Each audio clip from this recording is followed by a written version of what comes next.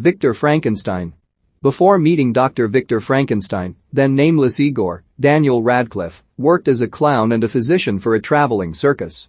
Due to his hunchback, everyone treats him poorly, but Igor is very smart and draws beautifully detailed pictures of human anatomy in his spare time. While performing in London, an aerialist named Lorelei, Jessica Brown Findlay, falls from her trapeze. Victor and Igor rush to her aid, and Igor impresses the doctor by saving Lorelei's life. That night the circus owner locks Igor in a cage for drawing portraits of himself and Victor. Victor liberates Igor, and most of the circus performers chase them. One dies in the melee. Back at his townhome/laboratory, Victor deduces that the hunch on Igor's back is a cyst. He drains it and puts Igor in a harness to correct his posture. Igor can stand for the first time in his life. Victor descends to his basement laboratory, leaving Igor to clean himself up. The next morning Inspector Turpin, Andrew Scott, and his colleague Alastair investigate the murder of the circus worker. Turpin discovers Igor's sketches and a bag that Victor dropped the night before. It contains a lion's paw. Turpin turns the sketches into wanted posters. The men are wanted for murder. Turpin tells Alastair he believes neither Igor nor Victor killed the circus performer. However, over the past several months, a mysterious man matching Victor's description has been buying and stealing animals' parts all over London. Turpin, a devout man, believes Victor is up to something blasphemous. Later, Igor finds the hospital where Lorelei was taken. He pays a maid to look after Lorelei. On his way back to Victor's townhouse, he sees the wanted posters and panics. When Victor returns home from college, he assures Igor that the authorities are looking for a hunchbacked clown, not the new Igor. Victor tells Igor his life's work is to reverse death's permanence. He shows Igor his latest experiment, the eyes of a man who died months ago. By preserving the eyes in a conductive liquid and attaching them to electric wires, he can reanimate them by flipping a switch. The eyes come to life, and Igor corrects a mistake Victor made. Victor is impressed and grateful. Victor and Igor embark on reanimating different organs, lungs, a heart, etc. Weeks pass, and Lorelei finds a benefactor, so her life also improves. After Igor reanimates a pair of lungs, Victor takes him to a high society soiree. Victor becomes drunk and makes a nuisance of himself with his friends. Igor sees Lorelei. At first she does not recognize him, but when she does, she greets him warmly. She now masquerades as the mistress of a gay baron. Victor interrupts their reunion and behaves rudely towards Lorelei. Although he intrigues her by talking about the reversal of death, she much prefers Igor. At the end of the night, Victor warns Igor about becoming too close to Lorelei, calling her a distraction. Soon thereafter, Victor takes Igor into his basement laboratory and shows him Gordon, the corpse of a gruesome chimpanzee hybrid, made up parts he stole or purchased from zoos. Thanks to Igor's innovations, Victor now believes he can reanimate Gordon by charging him with electricity. Igor's confusion turns to absolute shock when Victor shocks Gordon and brings the creature back to life. The next day, Victor presents Gordon and his experiment to at his college. Few people attend the lecture, and the audience includes Lorelei, whom Igor invited, and Finnegan, Freddie Fox, Victor's snobbish wealthy classmate. Initially, Victor cannot resuscitate Gordon, much to Finnegan's sneering delight. Lorelei looks disgusted by the proceedings when Victor beats his equipment. However, the machinery shocks Gordon again, reviving him. Gordon goes berserk and tries to attack Igor and Lorelei. He escapes the classroom, so Igor chases him through the building. Eventually Igor corners Gordon in a stairwell, and when the two topple over the banister, they also plummet to their deaths. Victor finds them and pulls them to safety, though.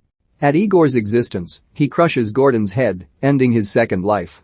Later, Turpin arrives at the college to inspect the damage Gordon inflicted. Finnegan visits Victor and Igor at Victor's townhouse. He commissions them to resurrect a human. Igor wants nothing to do with Finnegan, but Victor overrules him. Later, Turpin and Alastair pay them a visit. Turpin takes Victor to task for his experiment with Gordon. He wants to search the doctor's home, but Victor tells him to get a legal warrant. Turpin and Victor clash over God and religion. Victor disdains Turpin's Christianity and part on very bad terms. The next day, Igor meets Lorelei for a walk through the bustling streets of London. She tells him how uneasy Victor's experiments make her. She believes Victor goes too far. Igor finds it difficult to chastise Victor because he believes he owes everything he has become to the doctor. Lorelei disagrees. Igor has always been kind and brilliant. Igor agrees he will speak to Victor. When he returns to the townhouse, he meets Mr. Frankenstein, Charles Dance, the doctor's father. Mr. Frankenstein has come to inform his son that he has been expelled from the college. Igor overhears him tell Victor that now he has ruined his own life as opposed to that of his brother. Mr. Frankenstein's insults devastate Victor, and Igor decided not to voice his concerns. Instead, he snaps Victor out of his melancholy by pointing out that his sketches of Prometheus, the reanimated corpse, are too small. In order to make a reanimated body that can sustain a charge, they need to build a very large human. Victor's enthusiasm returns. He and Igor believe that if they put 2 hearts and 2 sets of lungs into Prometheus and revive him via lightning, they could reanimate him. Igor sees Victor's pocket watch and asks if it belonged to someone he loved. Victor and Igor work feverishly on building Prometheus. One night Igor goes to a dance with Lorelei. They have a wonderful time, and she takes him upstairs for some privacy. They spend the night together. Meanwhile, Turpin's rage towards Victor grows. The following morning, when Igor returns from Lorelei's party, he finds Turpin and a gang of policemen trying to break down the front door of Victor's townhouse. Igor sneaks inside and tells Victor they need to run. Victor has sent for one of Finnegan's carriages, but he wants to destroy his machines before they leave. Turpin sneaks in behind Igor and pulls a gun on the 2 men. Victor manages to knock him into one of his machines, and Turpin screams in agony as his hand is caught in a heavy gear. Victor and Igor escape through an underground passage and flee in Finnegan's carriage. Turpin bursts from Victor's house, having lost his hand and an eye, just in time to see the Finnegan family crest on the carriage. Finnegan doesn't seem to mind that Victor and Igor are wanted by the police. He sends them to his family's castle in Scotland. When Igor refuses to go, Victor turns on him. He insults Igor, claiming Igor will never be accepted by society on his own. As Igor watches his former mentor leave, Finnegan's men sneak up behind him. They throw a bag over his head and bind his hands and legs.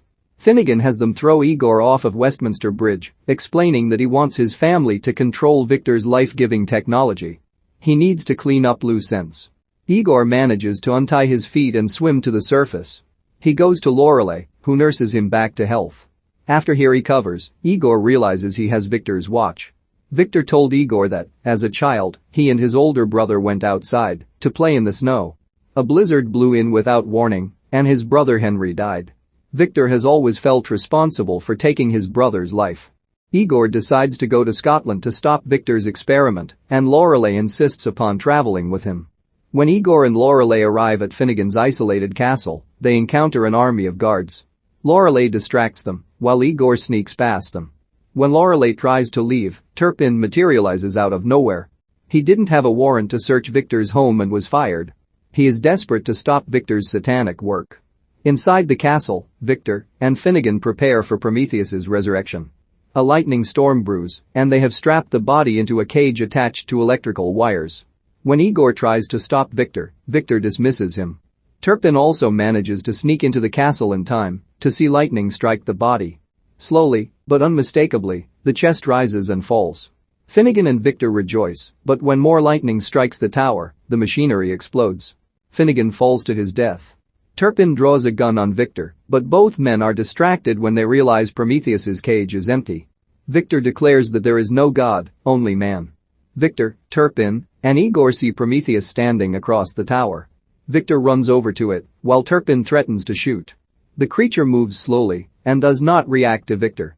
The doctor quickly realizes what a mistake he has made. He has not created life at all.